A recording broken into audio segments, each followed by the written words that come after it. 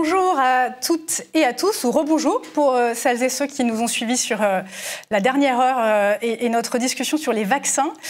Donc nous poursuivons cette émission spéciale parce que vous posez les questions et aux journalistes qui sont sur ce plateau. Alors cette deuxième partie de l'émission, on va la consacrer au déconfinement et aux mois et aux années qui nous attendent face à ce virus. Donc on l'a intitulé Déconfinement et après.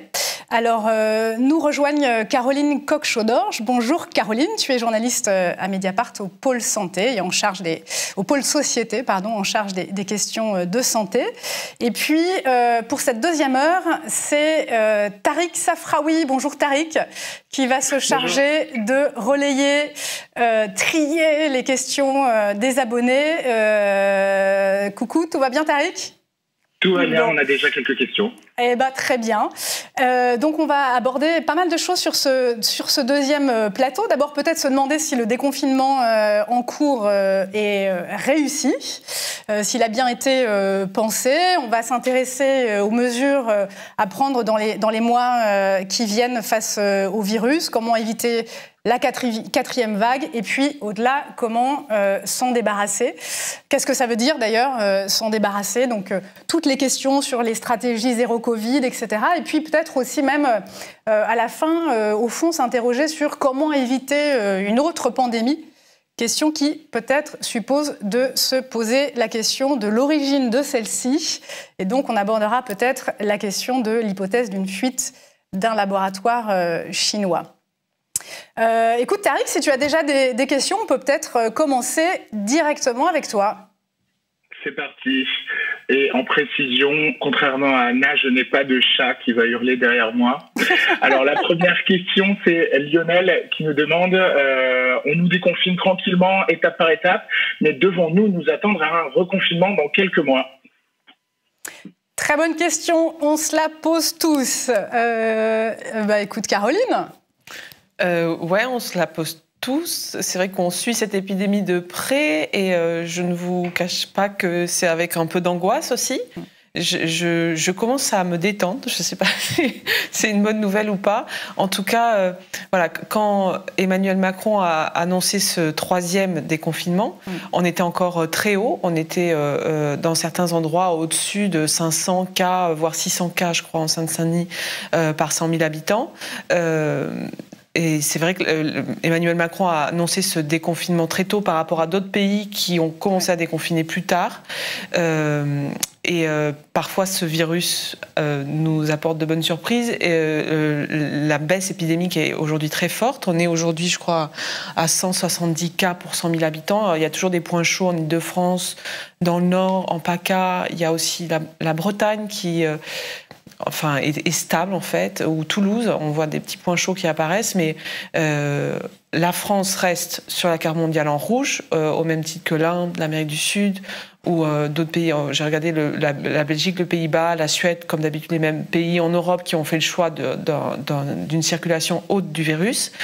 Mais voilà, ça descend vite. Et ça descend vite. Évidemment, il y a l'effet de ces 3-4 semaines de reconfinement avec la fermeture des écoles où il y a eu une circulation épidémique élevé dans certains endroits dans les écoles, c'était quand même très net. Donc il y a eu cet effet du confinement et on commence à voir l'effet de la vaccination qui fait baisser les chiffres. Donc voilà, il y a toujours beaucoup de monde dans les hôpitaux, on a toujours 1500 admissions en soins critiques par semaine, on a toujours 150 morts par jour, mais voilà, la baisse est là et voilà, on a envie d'y croire et on regarde les autres pays, on regarde les États-Unis, on regarde l'Angleterre où voilà, la vaccination leur permet de sortir de la crise sanitaire dans laquelle on est, c'est-à-dire que les hôpitaux sont aujourd'hui quasiment libérés du Covid. Et tu dirais que du coup ce déconfinement il a été plutôt bien pensé et cadencé par l'exécutif où je me souviens que des médecins, notamment hospitaliers, ceux qui sont en première ligne, s'inquiétaient quand même au moment de l'annonce du calendrier qui soit un petit peu précipité. En tout cas, il y avait des inquiétudes de cet ordre-là. Est-ce que tu dirais que le pouvoir a bien pensé les choses? Est-ce que tu dirais qu'il y a une part de chance, qu'il y avait une prise de risque? Est-ce que c'est aussi en effet les effets d'une vaccination qui s'est beaucoup accélérée? Comment tu vois les choses? Je dirais qu'il y a une part de chance, il y a une prise de risque, il y a un calcul politique. Et en fait, le calcul politique, il remonte je dirais quand même à l'automne dernier, où le gouvernement fait le choix de vivre avec le virus, d'une circulation haute, d'hôpitaux sous tension. On a eu des hôpitaux sous tension depuis le mois de novembre, pendant 6 mois, pendant 7 mois, avec des déprivations en masse. Tout ça a eu un impact sanitaire qu'on commence juste à mesurer. Donc ils ont fait ce choix politique qui est discutable, qui sera discuté, je pense, pour l'avenir, au moment de la campagne présidentielle. Voilà, c'est un choix politique très fort qui a été fait. Il y a eu un deuxième choix politique fin janvier qui a été de ne pas suivre le conseil scientifique et de ne pas reconfiner au moment où on voyait l'épidémie repartir. Donc ça, et au moment où d'autres pays, notamment l'Allemagne, qui a, elle, fait le choix de toujours préserver son hôpital et qui n'a jamais mis sous tension, les autres pays ont choisi de reconfiner à ce moment-là et ont effectivement imposé un confinement assez long à leur population.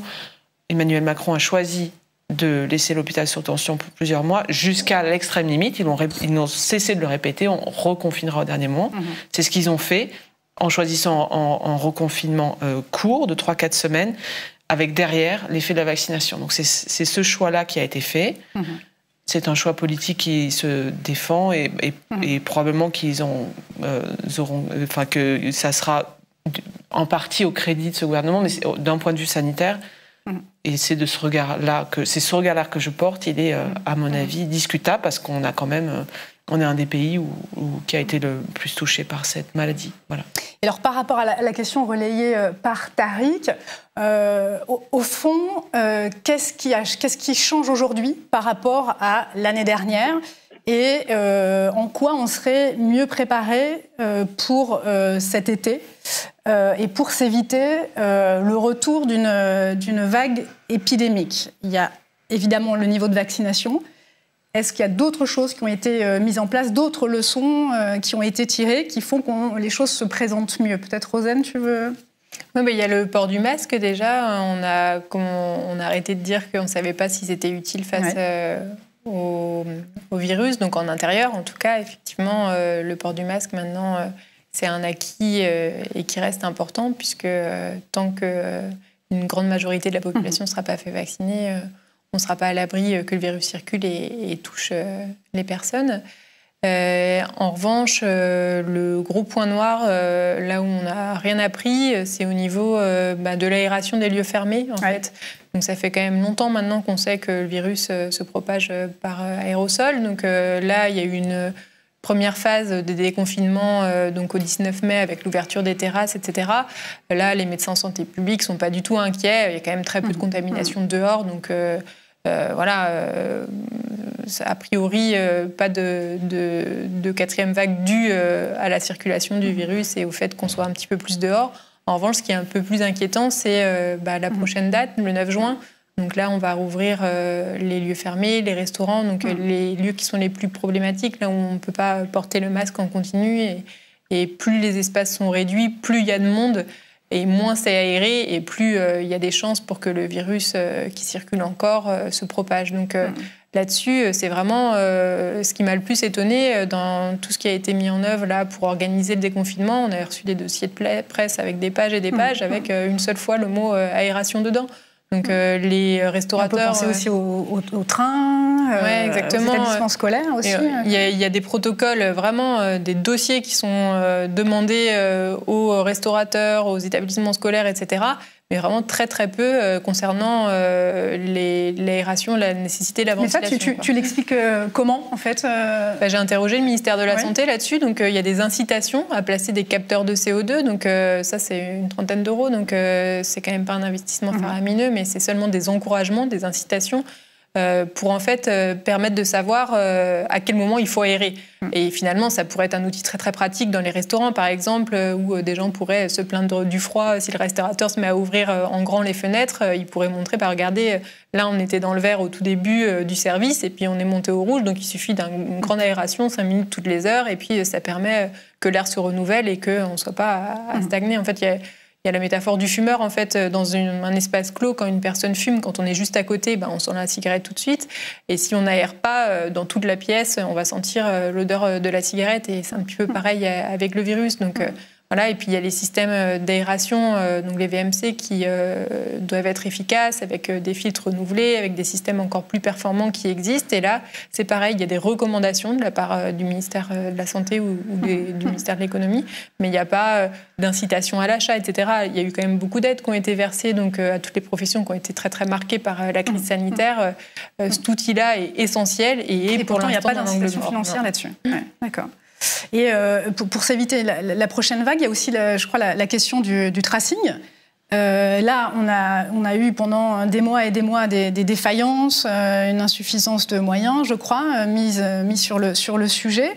Est-ce qu'aujourd'hui, on est carré là-dessus? Il y a tout ce qu'il faut pour faire du tracing en aval et en amont, donc ce qu'on appelle le rétro-tracing, et notamment pour suivre les variants. Est-ce que là-dessus, la France est prête? Alors, ça, c'est l'exemple que nous ont donné les pays asiatiques. C'est-à-dire qu'en traquant le virus et en remontant les chaînes de contamination, il est possible d'éteindre ce virus. Alors, en France, je crois qu'on a l'assurance maladie à peu près 10 000 traceurs, sauf que l'épidémie était en réalité trop haute pour pouvoir faire un travail de tracing efficace. C'est vraiment des enquêtes épidémiologiques qu'il faut mener pour réussir à éteindre ce virus qui est si difficile à suivre. Donc, la question qui se pose, à notre avis, dans les semaines et les mois qui viennent, c'est maintenant qu'on peut quand même espérer, grâce à la vaccination, un niveau de circulation relativement faible du virus, est-ce qu'on est capable, par des techniques de tracing ambitieuses, d'éteindre le virus à chaque fois qu'il survient dans un territoire. Donc on a vu récemment, tu en as déjà parlé Mathilde, en Gironde, ce cluster, en plus d'un variant muté britannique sur la position Spike 484 qui pose problème sur l'échappement militaire, où il y a eu un travail comme ça de rétro-tracing. Donc ça pose les bases, et nous on va poser la question au pouvoir public, voilà, d'un travail dans les prochains mois de vie avec le virus, mais où on intervient très vite dès que survient un pic épidémique, évidemment auprès des populations jeunes, moins vaccinées, des enfants, etc., pour vivre de manière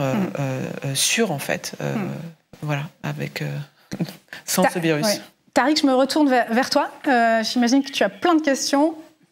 Ouais, alors j'en ai deux qui peuvent se regrouper.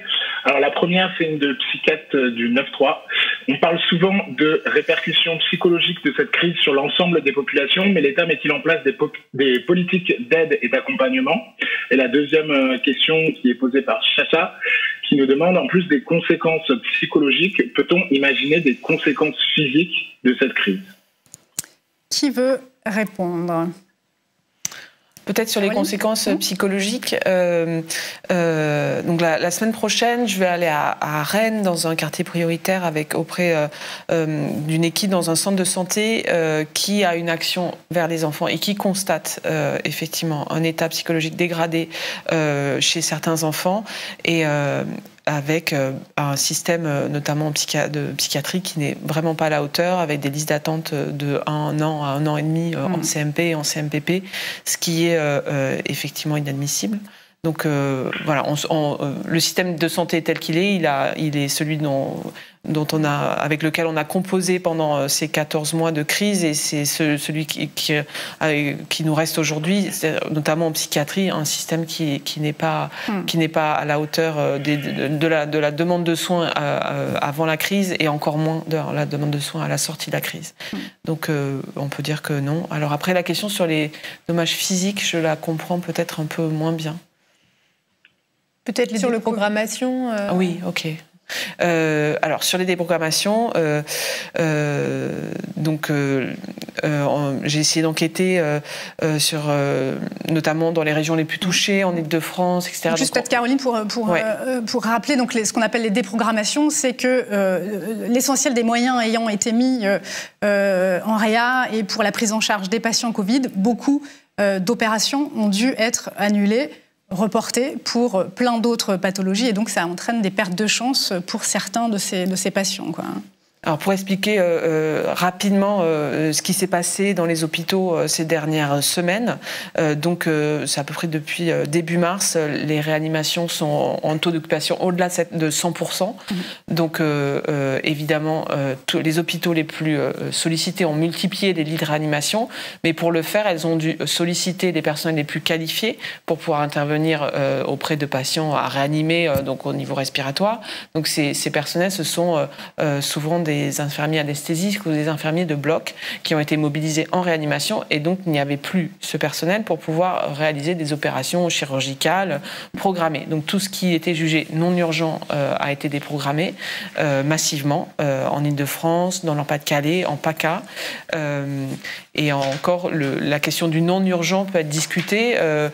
Par exemple, je suis allée voir des chirurgiens cardiaques qui m'expliquaient qu'ils avaient rallongé les opérations pour changer des valves après chez les patients cardiaques. Donc, au lieu de le faire dans les 2 semaines, ils le faisaient dans le mois. Et ce retard va perdurer pendant de nombreux mois. C'est-à-dire que les réanimations ont été tellement sollicitées et les personnels sont tellement fatigués qu'on est obligé de les laisser se reposer cet été. Donc, tous les chirurgiens qui sont pour la plupart impactés par ces déprogrammations n'envisagent pas de commencer à rattraper le retard avant le mois de septembre prochain.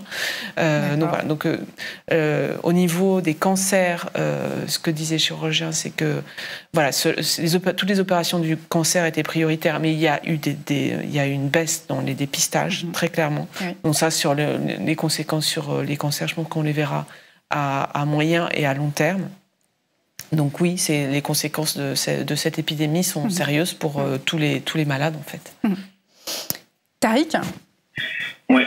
Alors moi j'ai une question de Carla75 qui nous demande: la casse de l'hôpital public depuis un peu plus d'une décennie est-elle la cause de la crise sanitaire en France? Avoir plus de lits et de soignants évidemment aurait-il changé la donne? Question très intéressante. Qui veut répondre? Plutôt Caroline. Caroline encore. D'accord. Alors je suis partagée sur cette question. Donc nous on a beaucoup raconté à Mediapart l'état de l'hôpital public, notamment à partir de la mobilisation du collectif Urgence suivi par le collectif Hôpitaux, donc un mouvement hospitalier très fort qui a commencé je crois en 2018 et surtout en 2019. Donc la crise sanitaire est arrivée sur un hôpital fragilisé en gros par des restrictions budgétaires depuis, disons, la crise financière de 2008. Depuis ce moment-là, on demande aux hôpitaux, en fait, chaque année de faire des économies parce qu'on leur donne un budget qui est moins important que l'augmentation naturelle de la demande de soins. Donc, la crise est survenue dans ce contexte-là, avec énormément de turnover, des effectifs qui ne cessent de diminuer, en fait, au lit du patient, le nombre de personnels par patient ne cesse de diminuer à l'hôpital, à part dans quelques services un peu préservés. Donc la crise est survenue là-dedans. Et peut-être l'inquiétude, c'est pour l'avenir, c'est dans quel état sort l'hôpital public, parce que les soignants ont beaucoup donné et certains sortent avec dans un état de fatigue, y compris psychologique très fort. Donc voilà, qui notamment va rester. Les internes, tu as écrit récemment un article assez impressionnant sur les internes, tout ce qu'ils ont donné et les suicides, dont on peut se dire que certains sont liés à la cadence qui leur a été imposée. Oui, c'est vrai que l'hôpital, structurellement, épuise ses personnels, et en particulier les personnels les moins protégés. Donc, évidemment, les internes, les étudiants en soins infirmiers, etc. Donc, l'hôpital est un système, est un endroit à la fois merveilleux, parce que c'est patient ce qui se passe, mais aussi qui peut être très maltraitant. Donc, la question, c'est dans quel état va sortir l'hôpital, qui va rester? Voilà. Et est-ce que les personnels vont être tentés de partir dans le privé pour être au moins mieux payés? Est-ce qu'ils vont être tentés de partir dans le libéral, etc. Quelle part des personnels sera tentée de partir? Parce que je crois qu'on sait qu'il y en a une partie de toute façon. Il y en a une partie qui part, il y a une partie qui arrive. Voilà. Voilà. Donc la question, c'est celle-là. Après, je pense que aucun pays, aucun système de santé ne pouvait supporter ce qu'a imposé le Covid en termes de malades graves. Les pays les mieux dotés en lits, que ce soit l'Allemagne ou la Suisse, ont aussi confiné. Et peut-être en regardant l'Allemagne, ont moins mis sous tension leur système hospitalier. Donc je crois que cette épidémie, par sa capacité à se disséminer en population et à et à mettre dans un état extrêmement grave les personnes les plus fragiles, aucun système hospitalier n'était capable de le supporter. Donc pour moi, ça c'est très clair. Donc les confinements, l'explication de l'état d'hôpital public ne suffit pas pour expliquer le fait qu'on ait décidé les confinements. Alors juste peut-être pour terminer sur le sujet de l'hôpital public, il y a, je crois, ce samedi une manifestation à l'appel de personnel soignant. Quelles sont les revendications ? Quelles sont les urgences à les écouter? Et est-ce que dans les annonces d'ores et déjà faites par l'exécutif, il y a des choses susceptibles de les rassurer ou, au fond, l'essentiel de la crise étant passé, on va de nouveau oublier ces agents? Alors, le gouvernement a accordé au personnel hospitalier le Ségur de la santé. Donc, la principale mesure, c'est 180 € net d'augmentation pour un certain nombre de personnels, notamment les paramédicaux. Donc, ça répondait en partie seulement à la revendication préalable à la crise, qui était 300 € d'augmentation. Donc, aujourd'hui, voilà, ce Ségur est insatisfaisant pour plein de raisons, parce que notamment ils jugent que l'augmentation n'est pas suffisante, et cette augmentation ne suffit pas à améliorer les conditions de travail qui sont vraiment quand même la clé à l'hôpital, et notamment les conditions de travail. Pour les médecins, rien n'a été résolu. Donc voilà, l'hôpital reste un endroit où c'est difficile de travailler, dont les gens partent. Donc ça reste un problème absolument entier. Donc les collectifs hospitaliers sont en train de se remobiliser. Ça a commencé par les collectifs de paramédicaux, beaucoup d'infirmiers qui réclament depuis longtemps quelque chose sur lequel la France est très en retard, c'est-à-dire la montée en compétence des infirmiers, qui se positionnent plus en profession intermédiaire entre l'infirmier de base et le médecin, dans ce qu'on appelle des pratiques avancées. Donc c'est vrai que tous les infirmiers qui ont beaucoup donné pendant cette crise, les anesthésistes, les infirmiers de bloc, etc., réclament d'être revalorisés, de monter en compétences, etc. Bon, là, ça crée des problèmes internes à l'hôpital, un peu corporatifs, etc. Mais ça, c'est une revendication qui est forte. Et là, se remonte une mobilisation donc plus... mais bon, juste pour finir sur ces revendications des paramédicaux, elles commencent à être vraiment entendues par les médecins qui admettent qu'ils ont besoin de ce relais de terrain. Donc ça, c'est quelque chose d'intéressant. Il y a quelque chose qui bouge à l'intérieur de l'hôpital. Et qui est apparu pendant cette crise. Pendant cette crise, mais même au-delà, dans la mobilisation précédente, en 2019, les infirmiers ont réussi à se faire entendre et à trouver des médecins qui les soutiennent, en fait, dans cette revendication-là. Donc il y aura ce sujet-là pour l'hôpital qui va rester. Et il y a la question de l'argent et des conditions de travail qui restent entiers, comme j'ai dit. Et donc là, samedi, il y a effectivement une nouvelle mobilisation qu'on va suivre, et là qui sera internationale. Donc en fait, les Français et les Belges surtout se sont retrouvés sur l'austérité qui pèse sur l'hôpital public en Europe et partout dans le monde depuis, disons, une dizaine d'années, sur la revendication de conditions de travail améliorées, et donc il y a un mouvement un peu international qui appelle à la mobilisation ce samedi, et y compris les usagers. Donc ça va être la première manifestation d'ampleur. Il y en avait une juste après le premier confinement, et ça va être la prochaine après ces deuxième et troisième confinements et cette sortie de crise. Donc on va continuer à entendre parler d'eux. Ils sont bien motivés. Voilà. D'accord. Tariq, quelques autres questions qui te sont arrivées ? Ouais, mais je pense que c'est un peu sur la même question, mais plus profondément, et elle revient assez souvent. Mais c'est de dire, en quelque sorte, on nous a confinés sur l'argument de l'hôpital public, du fait qu'il n'y avait pas de lit, où sont les lits aujourd'hui. Donc je lis les deux questions. La première, c'est celle de Marine, qui dit on s'en fout des hôpitaux sous tension tant que les gouvernements s'entêtera à ne pas faire ce qu'il faut pour notre système de santé. Les hôpitaux sont sous tension chaque hiver depuis des années. Pourquoi le gouvernement s'en émeut aujourd'hui? Et la question qui va avec de Marion, qui dit avant le premier confinement, les indicateurs de phase et leurs conséquences concrètes en termes de fermeture d'écoles, etc., étaient particulièrement flous, et ça aboutit sur un confinement. La France est-elle enfin dotée d'un vrai système de prévention, un vrai protocole pour éviter une telle propagation d'une future épidémie? Voilà, la question, c'est vraiment de se dire, est-ce que ça pourrait se reproduire? Rosen, tu veux tenter de répondre? Non, simplement sur les confinements, on aurait tous voulu les éviter. C'est vraiment des situations difficiles pour tout le monde. Mais en tout cas, lors de la première vague, il y avait tellement pas de tests de dépistage, donc pénurie en ce qui concerne les possibilités de savoir qui avait le virus ou pas, pas de traitement, pas de vaccin, compte tenu de la préparation, pas de masque, il y avait plus beaucoup de solutions qui restaient. Après, donc, on a eu une période l'été dernier un peu d'insouciance où on s'est dit peut-être qu'on va réussir à s'en sortir. Et puis finalement, le virus est revenu en force à la rentrée et on n'y a pas échappé pour une deuxième fois. Le troisième, on a eu le sentiment, parce qu'on est habitué à ce qu'on nous prive de liberté, qu'il était light, ce confinement. Pour en avoir parlé avec Antoine Flau, par exemple, qui est médecin en santé publique, il me disait, mais en fait, il n'est pas si light, ce confinement. Enfin, il y a un couvre-feu. Est-ce qu'on aurait cru, avant le Covid-19, vivre un jour un couvre-feu? Il n'y a pas de possibilité de voyager où on peut sans attestation, etc. Donc finalement, même ce troisième confinement a été très contraignant.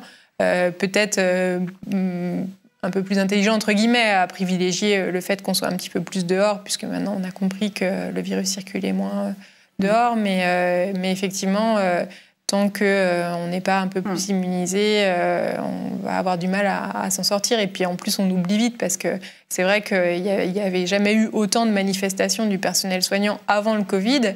Ils criaient dans le vide, c'était vraiment tout le temps qu'il y avait des manifestations. Et puis d'un coup, on a eu cet énorme besoin en eux, au point qu'on les applaudisse tous les soirs. Et puis finalement, l'été dernier, on les avait presque déjà oubliés.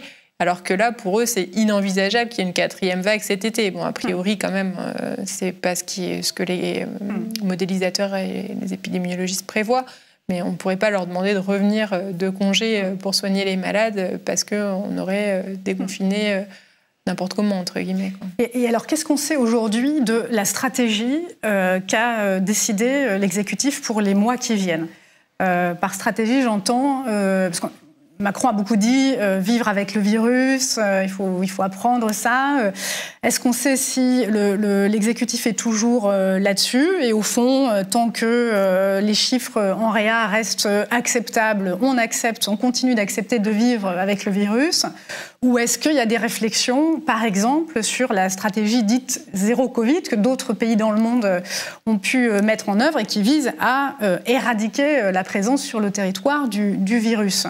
Donc, première question, qu'est-ce qu'on sait de ce que veut faire l'exécutif? Et puis, deuxième question, qu'est-ce que vous pensez de l'opportunité, de l'efficacité d'une stratégie zéro Covid?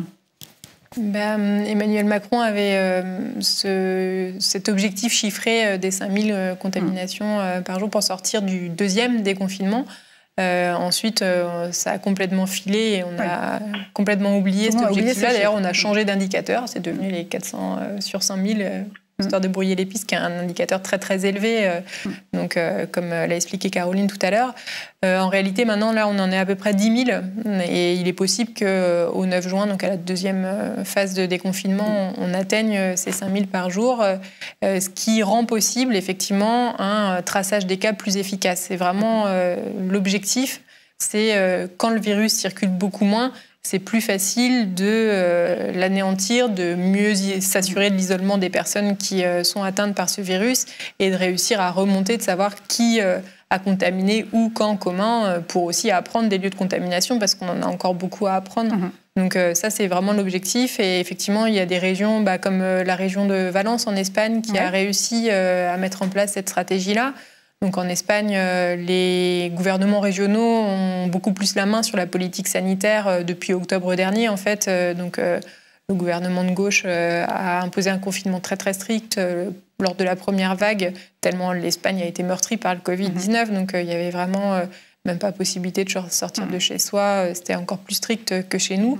Donc suite à ça, les gouvernements régionaux ont dit OK, maintenant c'est nous qui allons décider. Donc il y a eu des politiques différenciées. Et Valence a vraiment subi de plein fouet une troisième vague juste après les fêtes de Noël, avec énormément de morts. Donc la région a décidé de finalement avoir une stratégie qui se rapproche un petit peu du zéro Covid, en tout cas très très restrictive en termes de liberté, jusqu'à ce que ça diminue. Encore maintenant, il y a eu la levée de l'état d'urgence dans toute l'Espagne, mais Valence avait conservé un couvre-feu de 23h à 9h, un petit peu moins contraignant que ce qu'on a connu jusqu'ici. Mais le but, c'est justement d'avoir atteint tellement peu de contamination, ensuite de verrouiller à chaque fois qu'un foyer de contamination émerge. Et on a vu notamment avec ce qui s'est passé à Bordeaux et puis avec les différents cas de variants indiens qui ont été détectés, que maintenant les équipes de l'assurance maladie savent faire pour des cas sporadiques. Donc s'il faut réussir à bloquer la diffusion d'un variant en particulier, maintenant on sait remonter, savoir exactement d'où la personne venait, qui elle a pu contaminer, etc. Donc si on arrive à une circulation du virus très très faible, ce serait envisageable de réussir à le faire pour quels que soient les variants dès qu'il y a un foyer qui émerge. Caroline, sur la stratégie dite zéro Covid, qu'est-ce que tu penses ? Je dirais la France est quand même sur une stratégie très permissive par rapport à d'autres pays. Elle déconfine beaucoup plus tôt en termes de circulation. Donc voilà, Emmanuel Macron a redit que sa stratégie, c'était de vivre avec le virus. Donc c'est ce choix-là qui est fait. Donc on va être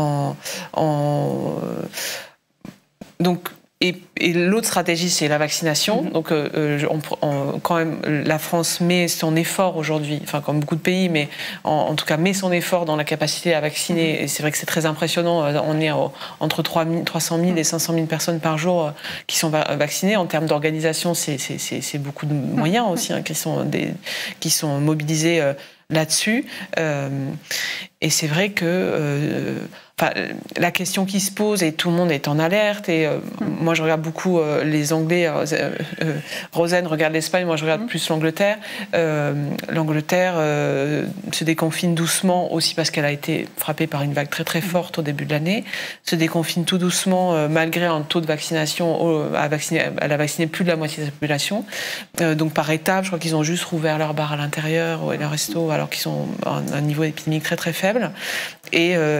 En fait, c'est le pays test sur la question des variants. C'est-à-dire, est-ce que le variant indien, donc qui est arrivé évidemment parce que le Royaume-Uni a des liens très forts avec l'Asie du Sud-Est, donc il est présent et donc tous les épidémiologistes suivent son évolution. Donc il évolue un peu dans la population non vaccinée, mais pas tellement. Donc pour l'instant, je trouve ça un peu rassurant. Mais donc la question, c'est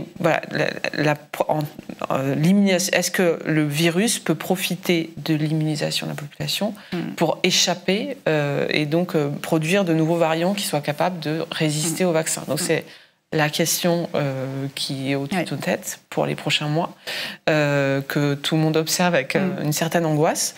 Je crois que personne n'a réellement la réponse. Les virologues disent en fait, ils ont réalisé juste en fin d'année dernière que ce virus était capable d'échapper. Jusque-là, les mutations étaient jugées bénignes.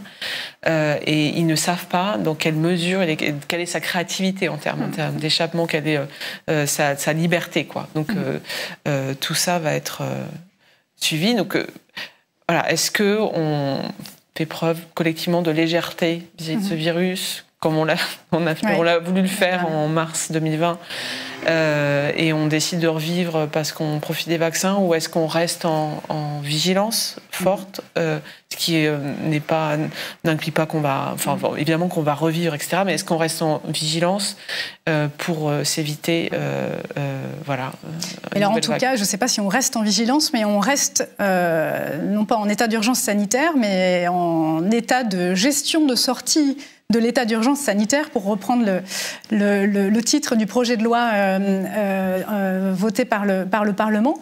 Tariq, à ce sujet, est-ce que tu as des questions ? Donc ce sujet, c'est toutes les restrictions en termes de liberté publique qui nous sont imposées et sur la manière dont on va les subir encore dans les mois qui viennent.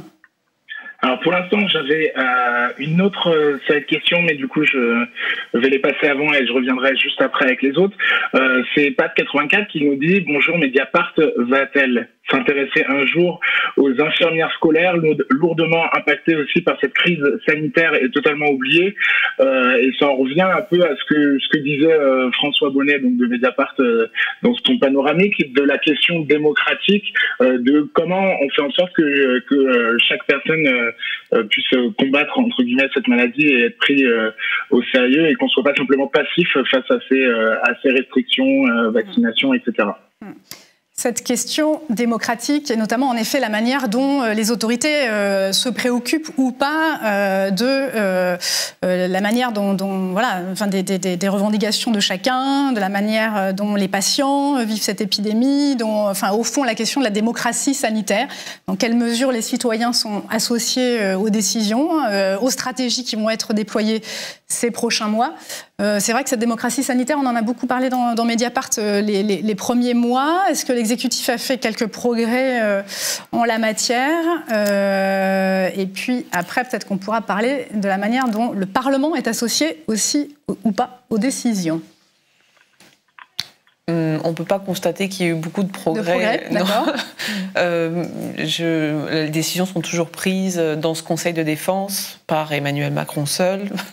On l'a décrit à plusieurs reprises. C'est vrai que voilà, parfois même Jean Castex ou Olivier Véran n'étaient pas au courant des... Mais on sait quand est-ce qu'on en sort de ce Conseil de défense là? Non. D'accord. Donc voilà, ça a été le mode de décision français depuis 12 mois. On est toujours là. Voilà.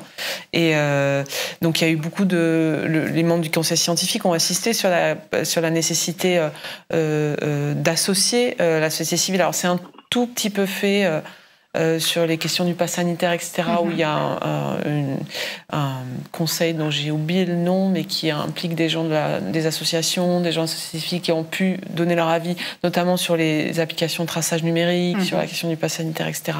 Un tout petit peu, mais bon, c'est pas, voilà, on peut pas dire que ça soit central dans la prise de décision. Non, pour résumer, je crois que vraiment une des lignes de force de la gestion de crise en France, ça a été sa verticalité. Et c'est vrai qu'on a raconté aussi à quel point le Parlement, les représentants des Français n'ont pas été associés non plus aux décisions, quoi. Et ça, c'est vraiment quelque chose de très particulier à la France. Rosanne, tu veux éventuellement ajouter un mot? C'est vrai qu'on se demande quand même comment le pouvoir va redescendre d'un cran, quoi, dans cette verticalité. Ça n'en prend pas le chemin. Mais... Oui, non, sur la question du pass sanitaire, notamment, tu veux dire quelque chose? C'est un outil, d'un point de vue sanitaire, dont on ne peut pas douter, vous me corrigez, de l'efficacité, mais qui soulève quand même beaucoup d'interrogations sur les données personnelles, sur les restrictions en termes de liberté individuelle qu'il implique.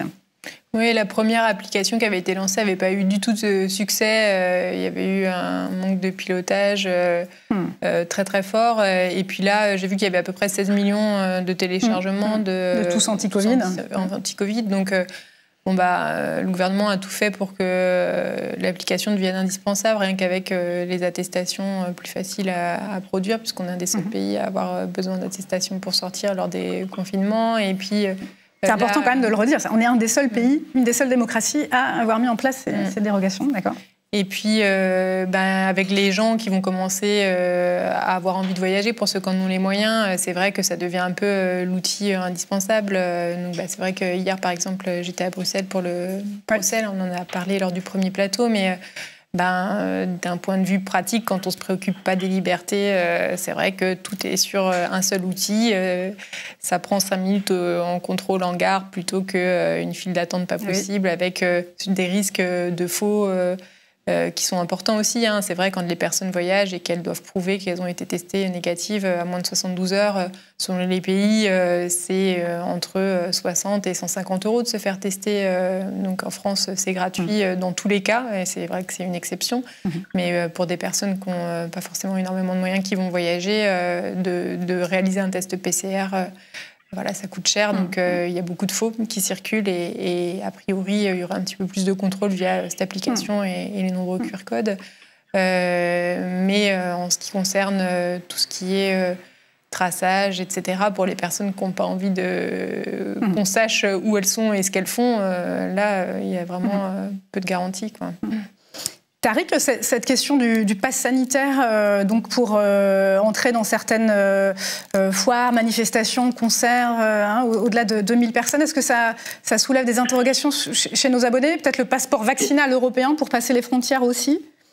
Ouais, complètement. Alors là, on en a une qui vient de Virgile qui nous dit il déconfine sous condition avec mise en place du pass sanitaire. Est-il à craindre que cette dérive sécuritaire qui doit être temporaire s'installe à plus long terme, comme pour les mesures d'urgence type Vigipirate ou autres mesures plus matérielles comme les vignettes voitures ou les eurodateurs à l'époque mis en place pour financer les mesures.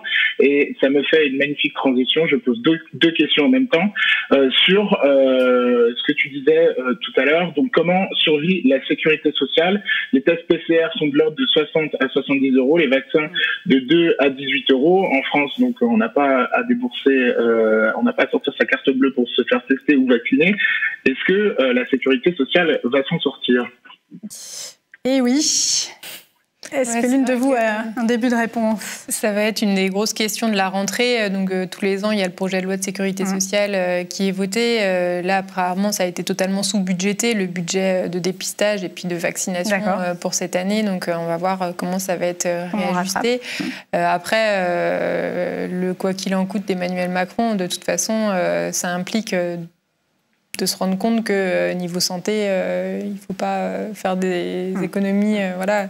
Le dépistage, il a un vrai intérêt. Donc, pour le coup, c'est une chance en France que ce soit gratuit dans toutes les circonstances, mais ça aide vraiment beaucoup si, après, le traçage est efficace à casser les chaînes de contamination. Donc, effectivement, ça va être un des gros débats de la rentrée, ce projet de loi de financement de la sécurité sociale, parce qu'il y aura d'un côté les soignants qui vont continuer à juste raison de revendiquer des meilleures conditions de travail et de rémunération, les moyens en hôpitaux qu'il va falloir augmenter en termes de lits de réanimation, etc., pour éviter toutes les erreurs commises par le passé.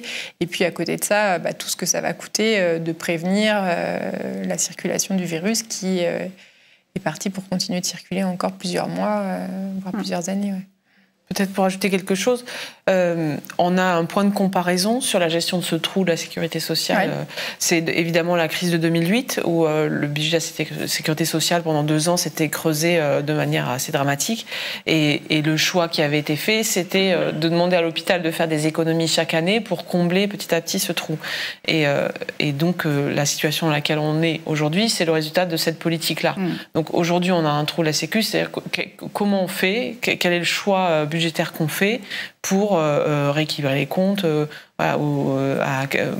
Donc ça va être un choix qui va être discuté en projet de loi de financement de la Sécu et les hospitaliers seront très vigilants parce qu'ils ont bien compris les mécanismes à l'œuvre ces 10 dernières années dont ils ont payé le prix, quoi. Et il va falloir poser la question peut-être d'autres moyens pour rééquilibrer les comptes de la Sécu qui évidemment devraient être équilibrés. Et du coup, je reviens sur la question précédente, parce que j'en avais posé 2, et il y en a une qui revient, qui est la même de Marion. Du coup, le pass sanitaire sera une solution applicable pour combien de temps? Jusqu'à la fin de l'épidémie, jusqu'à la fin de la campagne de vaccination, etc. Ou bien va-t-il devenir permanent? On peut faire une réponse, en tout cas juridique, qui est que le pass sanitaire tel qu'il est prévu là dans le projet de loi de sortie de l'état d'urgence, il est prévu sur un temps donné, jusqu'au début de l'automne. Pour autant, et comme c'était discuté dans la commission mixte paritaire là, qui a décidé de la version finale du pass au Parlement, les sénateurs et députés reconnaissaient qu'en même temps, il suffisait de revoter un texte pour prolonger ce type de dispositif. Donc, je ne sais pas si Caroline ou Rosen, vous voulez... C'est vrai que, comme a priori ce qui va être adopté pour le passeport vaccinal au niveau européen, c'est que après 2 injections de vaccin, 15 jours après, on considère qu'on est immunisé. Ça, c'est une des options. Ou après avoir passé un test PCR moins de 72 heures.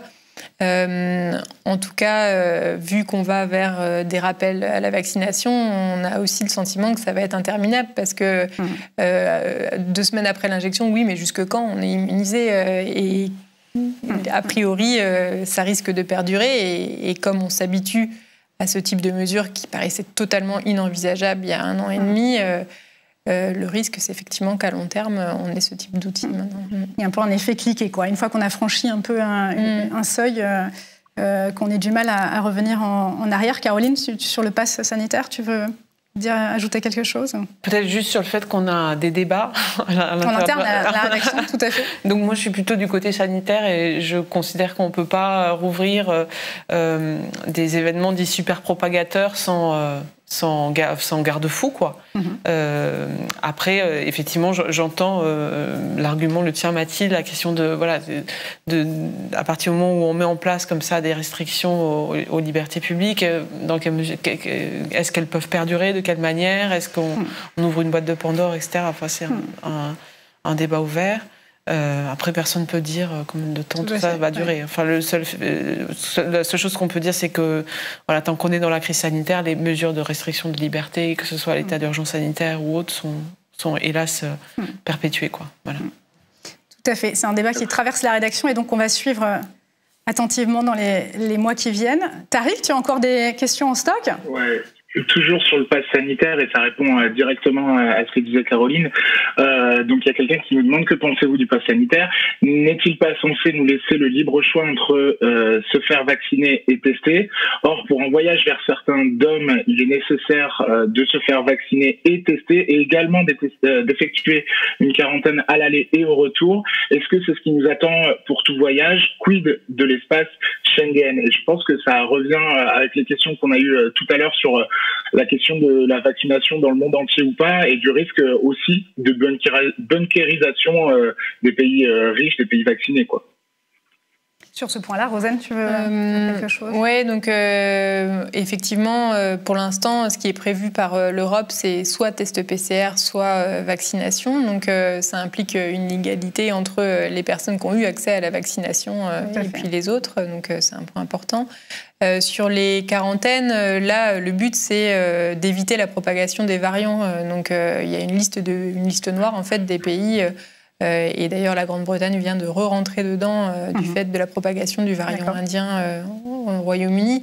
L'idée, c'est d'imposer une quarantaine au retour de voyage de personnes qui viennent de ces pays où les variants préoccupants circulent beaucoup, pour éviter qu'ils se propagent là en ce moment, et d'autant plus quand la vaccination n'est pas encore à un stade suffisamment avancé. On a 36% des Français qui ont reçu une première dose de vaccin. Donc ça, c'est une mesure, pour le coup, que nous, on estime importante. C'est vrai qu'au début de l'année, il n'y avait pas de contrôle aux frontières et ça nous paraissait dingue qu'on puisse revenir de pays comme le Brésil où le variant circule beaucoup et avoir juste une simple indication à l'aéroport, isolez-vous 7 jours et refaites un test PCR 7 jours plus tard, si possible, qui n'était pas respecté. Donc maintenant, là, il y a des mesures qui sont prises et qui, pour le coup, sont importantes pour limiter la propagation de ces variants. Mais clairement, les conditions de voyage, elles ne vont pas être comme il y a 1 an et demi dans si peu de temps. Et puis, c'est vrai, sur la question du pass sanitaire, au-delà des voyages...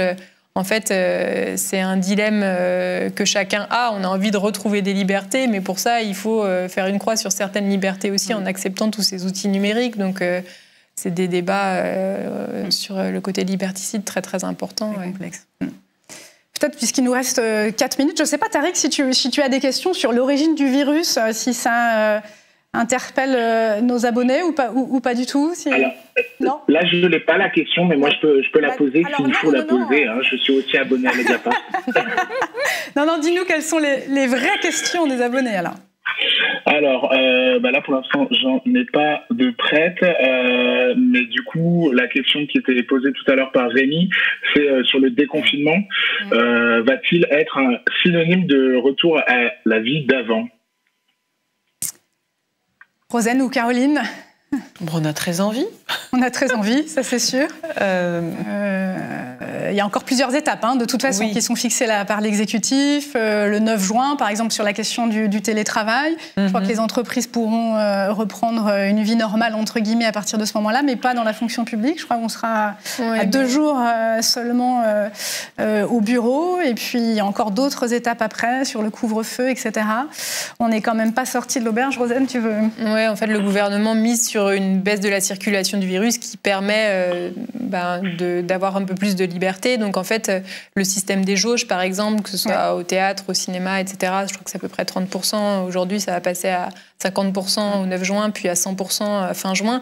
on mise sur le fait que le virus va diminuer en termes de circulation et que du coup, ce sera moins grave s'il y a plus de personnes enfermées dans un espace clos pendant un temps donné. Parce qu'on estime que s'il y a moins de personnes infectées, a priori, il y a moins de risques aussi. Donc, ce n'est pas un zéro risque, de toute façon, de déconfiner. Donc, il y aura forcément des cas d'infection, mais le but, c'est d'essayer de le limiter via ces systèmes de jauge. Et encore une fois, en revanche, ce qui n'est pas pris en compte, c'est l'aération des espaces fermés qui vraiment peut être problématique. Heureusement, c'est l'été, on va être moins à l'intérieur, mais c'est vraiment l'angle mort. Ça, on comprend mal, je trouve, pourquoi ça reste un angle mort de la politique publique. Est-ce que c'est parce que la recherche a compris des choses assez tardivement dans la chronologie de l'épidémie, sur ces aérosols? Vraiment, les chercheurs, ça fait quand même très longtemps qu'ils expliquent qu'il y a peu de risques en extérieur et qu'en revanche, en intérieur, il y en a beaucoup. L'OMS a mis longtemps, en revanche, à insister sur le rôle de l'aérosol dans la propagation du virus, mais non, ça paraît vraiment difficilement compréhensible qu'on n'insiste pas davantage sur des systèmes de ventilation efficaces dans les lieux clos. Puis sur la communication, parce que je ne sais pas quelle est la part de Français qui a retenu qu'on pouvait, au fond, être contaminé par quelqu'un qui est déjà sorti de la pièce depuis plusieurs minutes. C'est vrai. Oui, c'est vrai. On manque d'outils pédagogiques. De toute façon, on en parlait lors du premier plateau avec l'outil balance bénéfice-risque. C'est un outil qui me semblait indispensable, mais qui n'avait pas été prévu par les autorités publiques. Pareil, on est abreuvé de spots publicitaires sur la vaccination, le déconfinement, mais pas grand-chose sur l'aération qui est pourtant hyper importante. Oui. Tariq, je crois qu'on arrive presque au bout de notre émission. Est-ce que tu as une toute dernière question à laquelle Caroline ou Rosanne pourraient répondre rapidement ? Rapidement, je ne sais pas, mais du coup, on a donné envie aux abonnés. Pat84 nous dit qu'il est tout à fait intéressé par l'origine du virus et donc, est-ce que le virus s'est échappé d'un laboratoire ? Diantre, il nous reste 1 minute. Alors, les différentes hypothèses sur la table. Caroline ? Bien, en 1 minute. Au départ, il y a toujours eu cette suspicion de l'apparition de ce virus à Wuhan, où est basé ce laboratoire de virologie de haute sécurité, qui est connu dans le monde de la virologie, etc. Donc il y avait un concours de circonstances un petit peu étranges. Mais c'est vrai que la communauté scientifique a plutôt investigué, dans un premier temps, l'hypothèse naturelle. Aussi parce que dans la région de Wuhan, il y a beaucoup de beaucoup de coronavirus, c'est un endroit très riche de ce point de vue-là, et qu'il y a, que les Chinois, dans leur mode de vie,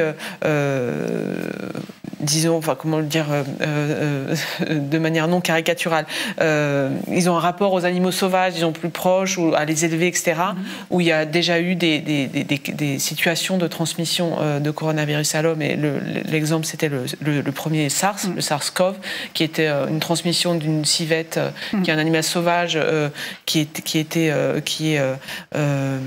élevé en Chine à l'homme. Donc il y avait ce précédent qui a incité la communauté internationale scientifique à investiguer l'hypothèse naturelle. Or, au bout d'1 an, il y a plus de 80 000 tests qui ont été réalisés sur des animaux sauvages, domestiques, d'élevage, sur le marché de Wuhan, un peu partout, et aucun ne servait les porteurs de ce nouveau coronavirus. Donc cette hypothèse naturelle, donc j'ai interrogé Étienne de Crolly, qui est un virologue en France. Donc cette hypothèse naturelle s'épuise un peu, voilà. Donc lui, ce qu'il dit, c'est quand on fait une hypothèse, on la teste, qu'elle marche pas, il faut peut-être en envisager d'autres. Et donc il y a l'autre hypothèse, qui est l'hypothèse de la fuite de laboratoire, qui était sur la table depuis le début, et qui en fait a été nourrie par des recherches faites par des scientifiques assez anonymes, qui alimentent soit des comptes Twitter, et qui ont déniché des travaux de recherche chinois qui contredisent l'un après l'autre la thèse chinoise, qui est qu'il n'y a pas eu d'accident au laboratoire de Wuhan, etc.